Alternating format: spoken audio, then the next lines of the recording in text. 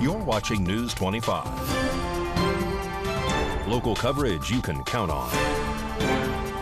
News 25 is brought to you by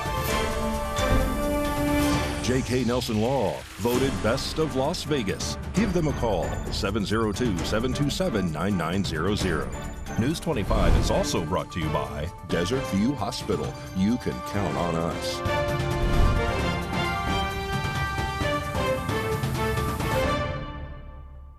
Thank you for joining us here on News 25 and Ace Country Radio. I'm David Preston on this Friday, October 13th.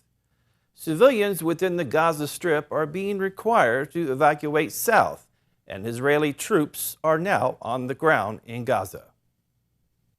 On October 13th today, approximately 1.1 million residents across the northern Gaza Strip were ordered to evacuate south. Stress and panic ensued as many in the Strip were awoken by the evacuation order, while others, such as hospital patients, can't be moved due to their current conditions. Nabal Farsak, spokesperson for the Palestinian Red Crescent in Gaza City, stated that, "Forget about food, forget about electricity. Forget about fuel. The only concern now is just if you'll make it, if you're going to live." She also added her despair that there is no possible way for so many people to be safely evacuated. Officers with the UN Palestinian Refugee Agency have stated that there are far too many people to evacuate on such a short notice. Hamas, however, have asked for Palestinians to stay in their homes, despite the evacuation orders. According to reports, Hamas's Authority for Refugee Affairs have asked residents to stay and remain steadfast, claiming that it was simply disgusting psychological war waged by the occupation. Unknown as to whether or not Hamas influenced the decision, the UNRWA,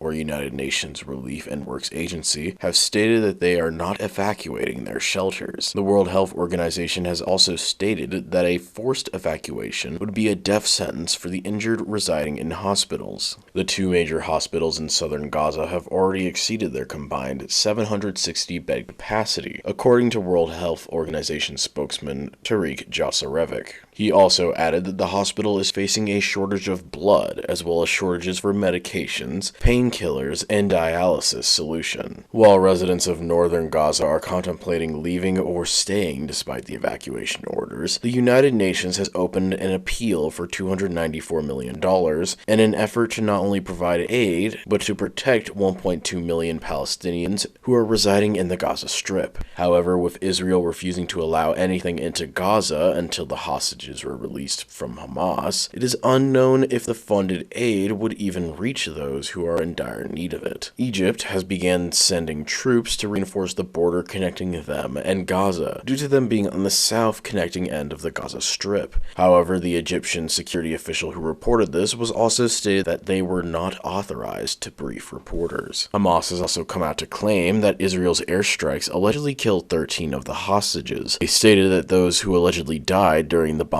included foreigners, but did not give information on the foreigners' nationalities. However, the deaths of those 13 have yet to be confirmed by Israel or anyone other than Hamas. Israeli military spokesperson Rear Admiral Daniel Haggard denied these claims, stating that, "We have our own information and do not believe the lies of Hamas." There's also tension from Lebanon, specifically due to Lebanese militant group Hezbollah taking actions against Israel. On October 8th, it was reported that Hezbollah attacked Israeli positions in Golan Heights. On October 11th, it was reported that Hezbollah fired missiles at an Israeli military position at Aram Shah. In response, Lebanese caretaker Prime Minister Najib Mikati urged Hezbollah to avoid inciting conflict with Israel. Mikati stated that, "Lebanon is in the eye of the storm, and what is happening along our southern border leaves us deeply worried." Officials with the Israeli military have also stated that ground troops began operating in the Gaza Strip today as well. Officials also stated that the troops entering Gaza are there in order to battle militants, destroy weapons, and search for evidence about the missing hostages being held by Hamas.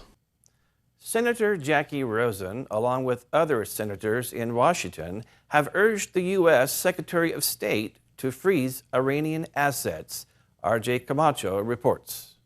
A group of senators, led by Senator Jackie Rosen and Johnny Ernst, have urged Secretary of State Antony Blinken to make it official policy for the United States to freeze the $6 billion in Iranian assets. This is due to the recent Hamas terrorist attacks that resulted in the ongoing war between Israel and Hamas. The other senators involved in this group include Senators Joe Manchin, Marsha Blackburn, Tammy Baldwin, James Lankford, Bob Casey, Dan Sullivan, Mark Kelly, Todd Young, Kristen Sinema, John Tester, Sherrod Brown, and Catherine Cortez Masto. In a letter written together by the senators, it read, "As you know, the State Department's 2021 Country Report on Terrorism found that Hamas received weapons systems and other direct support from Iran, allowing the group to carry out deadly attacks against Israel. In 2022, Ismail Haniyeh, the leader of Hamas, stated publicly that the terrorist organization had received $70 million in assistance from Iran that year, and that it used the money to build rockets." The letter continued, stating that Iran's history of supporting Hamas's acts of terrorism meant that the United States must do everything in its power to ensure Iran cannot be in a position to continue funding Hamas. The letter is also quoted to read, "While the U.S. intelligence community continues to assess Iran's role in the October 7 terrorist attacks, it is clear that Iran's support for Hamas has sustained the terrorist group, ensuring that Hamas had the means to carry out their abhorrent attack on Israel." The letter summarized, stating that they must hold Iran accountable for what they stated to be violent, destabilizing actions. Governor Joe Lombardo has recently released details of a plan to rework the Nevada healthcare market. Governor Joe Lombardo recently released details of a plan that would turn Nevada's public option into a reinvestment program for the healthcare marketplace. According to the governor's office, the Market Stabilization Program would be issuing back into the marketplace funding from the state innovation waivers. This process is called reinsurance. Lombardo's office has stated that the goal of this program would be to bring forth greater stability for Nevada's individual market. Joe Lombardo said in a statement that, "My plan to use these new federal funds to support our state's healthcare infrastructure and workforce will help offset the instability created by the public option. Reinsurance is a proven method of protecting consumers and will help Nevadans avoid the higher costs of insurance they would face through the cost shifts driven by the public option." We'll be back with our positive Pahrump story after this break.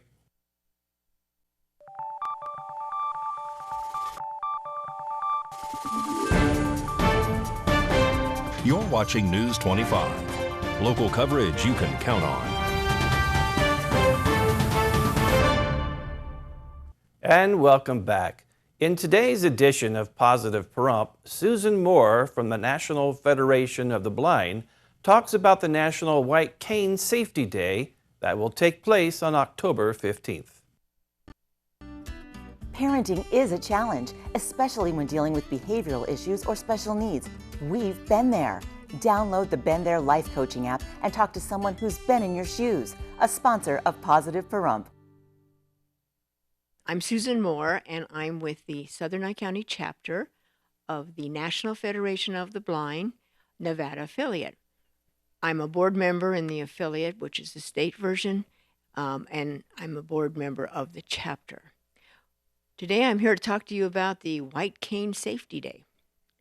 Way back in 1963, there was a move from the National Federation of the Blind to get the governors to do a proclamation in each state about the White Cane Safety Day. And some did, some didn't. Nevada did not. But in 1964, the President of the United States, then Lyndon Johnson, he did a proclamation declaring that October 15th should be a White Cane Safety Day, and explained that it was a big movement in the blind community where we now have a way of getting around. We can get on and off buses, get in airplanes, and we have a white cane to help us, to give us the confidence to help find things so that we don't run into them. And it was a great thing. So we were glad that the president did that. This year, we're having our White Cane Walk. This is the first time in Pahrump because we just got the chapter. The chapter was formed in November of 2022, last year, and we're just kind of in a busy mood of doing all sorts of things. And the White Cane event will happen on October 15th, this Sunday, from 8 to 12. It probably will go longer than that, but we're going to stay from 8 to 12. And what we're going to try and do is show and demonstrate how we walk with the canes, answer questions. There's a lot of questions that people have, and they're afraid to ask us when we're out and about, so we certainly will do that. There's also going to be 3 food trucks. There's going to be the 5280 taco Mexican grub, the Pete's Meats and Sweet Meats and something I can't remember, but it's the barbecue one food truck. And the last one is one with the sweets. It's supposed to have all kinds of neat, like a breakfast thing, all kinds of cinnamon rolls and brownies and cookies and even breakfast sandwiches. Anyway, they're going to be there off to the side where we're going to be walking on Home Depot parking lot. So we're going to just walk around in an area that they've marked off and just showing you how we work our canes and how they help us see. In today's business brief, the owner of Max's Detroit-style pizza tells us about their delicious pizzas and pastries. Hi, I'm Sarah, owner of Max's Detroit-style pizza. We're a food truck locally here in Pahrump, and we specialize in Detroit-style pizza. We have cheesesteak sandwiches, meatballs. We also have special, delicious, homemade Italian desserts, which we specialize in cannolis, tiramisu, and we also have Italian-style cheesecake.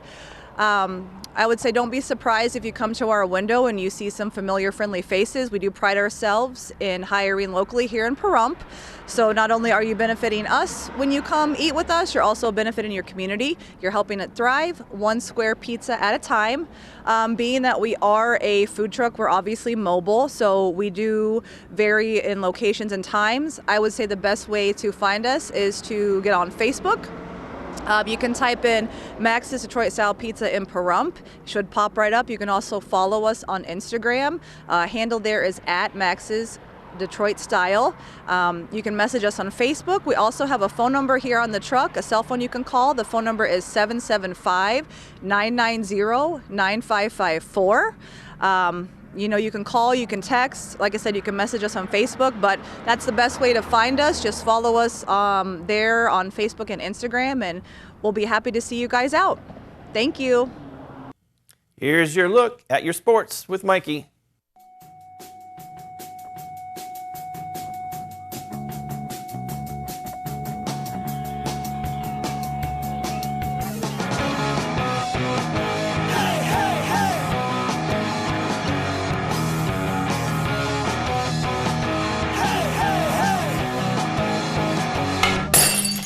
Time now for your News 25 look at sports. WNBA Finals, Las Vegas Aces in the best-of-5 series against the New York Liberty. Victorious once again, 104-76. Game 3 on Sunday in the Big Apple. Golden Knights, they were victorious in San Jose yesterday, taking on the Sharks 4-1. They welcome the Anaheim Ducks tomorrow. Las Vegas Raiders are taking on the New England Patriots on Sunday from Allegiant Stadium. And Pahrump Valley Trojans varsity football homecoming is tonight at 7, JV with the night off. And that's your look at sports on News 25. Here's what's cooking this week on Classic Country Breakfast. Howdy. Coming up this week on Classic Country Breakfast, it's the best of Classic Country Breakfast, where we visit my first interview with Billy Crash Craddock. We'll hear when William Lee Golden from the Oak Ridge Boys called the show. We'll revisit the time Mo Bandy called, and we'll hear that entertaining story that T. Graham Brown told about stealing one of Don King's hair. Is it true you have Don King's hair in a Ziploc bag? Still got it, man. You do? I could go in there and put my hands on it right now if I had to. So how did you get that?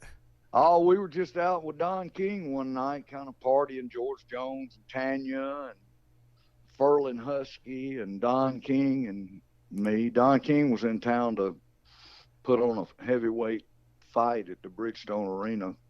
I think it was called something else arena back then. And so we were just out the night before, bar hopping, and I just decided I wanted one of Don King's hairs and asked him if I could have one. All that and more this Sunday morning at 8 on Classic Country Breakfast on Ace Country Radio. We will be back with your health after this break.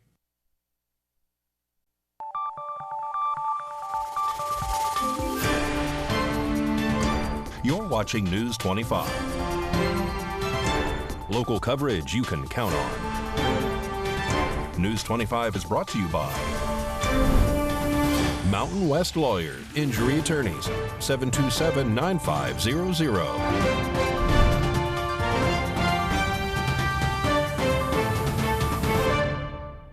And welcome back. It's a good reminder for parents to talk to their kids about mental health to recognize if they are struggling with something like anxiety or depression. Having open communication is paramount to a parent-child relationship, and your child being able to trust a parent and sharing, being vulnerable, sharing that they've been feeling anxious or that they've been feeling depressed. Dr. Emily Mudd is a pediatric psychologist with Cleveland Clinic Children's. She says parents can openly ask their child if they have been feeling anxious or depressed, or if they've been more sad or worried than usual. Dr. Mudd stresses it's important to let the child take charge of the conversation and urges parents not to invalidate any feelings. Although they may not outright say they're struggling with anxiety or depression, but there are signs to look out for. Dr. Mudd says a child may become more irritable, start showing little interest in activities they used to enjoy, or have trouble sleeping. They may also experience physical symptoms like stomach aches or frequent headaches, and ask to stay home from school more often. So when should a parent look into professional help for their child? Pretty much any time when, your child is not acting like themselves and it's impacting their life, that would be time to certainly seek help from a medical professional, but we don't want children to have to get to that point either. So, anytime that your child mentions having worries, mentions, feeling depressed or having friends that are depressed, you can certainly bring that up with their pediatrician and decide if you need a referral to a mental health specialist. Above all, Dr. Mudd says it's crucial for parents to build trust with their kids by responding to them in a non-judgmental way. This lets children know they can confide in their parents no matter the subject. News 25 WeatherCam is brought to you by Lerner and Rowe Injury Attorney's Office in Pahrump. In a wreck, need a check? Call 702-877-1500. Well, taking a look outside through our Lerner and Rowe WeatherCam, it feels like it might be getting warmer. John tells us what to expect in our weather forecast coming up next.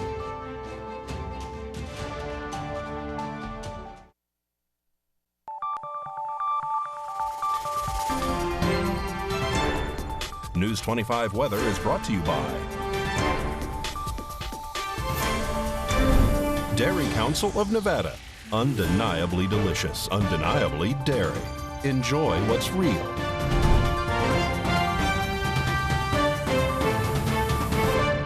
Hi, good evening, Nevada. Happy Friday. It's John Kohler from the KPVM Channel 25 Weather Studios, all up and down the Ace Country Radio Network and to your mobile device, courtesy of the local BTV app, the app that's all that. And a bag of chips up in Fernley at 68, 70 in Fallon. Carson City saw 71. Tonopah, quite chilly today. 61 was your high, and it'll get dang near freezing tonight at 33 for a low. Goldfield hit 62. Beatty not having a problem at 73. Perfect room temperature. 79 out in Amargosa. They got up to 80 and said, just back it off a little bit. They're our hot spot today. Las Vegas at 73 feels pretty good. And out in Death Valley, open Sunday. Might be a good time to run down there and get a piece of pie. 88 degrees. Here in the Paradise Front, let's take a look at our current temperature. 74 degrees, not too bad. 76 just a little bit earlier. Our winds out of the south-southwest barely registered 4 miles per hour. Not a big deal. Sun rose this morning at 6:49, setting this evening earlier and earlier, 6:10. Gave up a couple more minutes to the night. Fans of the night, rejoice. You claimed a couple more. Low tonight, 50 degrees. Shouldn't be too bad. A few clouds in the sky tonight. Going to make some interesting colors and variants in the sunset. So look for that happening at 6:10. And for the rest of the week, well, I think we just got sunshine. and not a lot of wind, and temperatures in the 80s. This is going to be great. All right, tomorrow a little bit on the low side of the 80s, but the rest of the week, upper 80s throughout. We've got 5-6 mile per hour winds. No complaints, no clouds in the skies. It's going to be a glorious fall weather week, so enjoy 7 days of it. We'll catch you on the other side of the weekend. Let you know if anything changes. Back to the desk. Here's Dave and Rory. Thank you, John. Well, we here at News 25 celebrated Rory Russell's birthday this past Tuesday, and today is my birthday. Happy birthday to Rory, and happy birthday to me. Well, that wraps up this edition of News 25. I'm David Preston. Have a great weekend.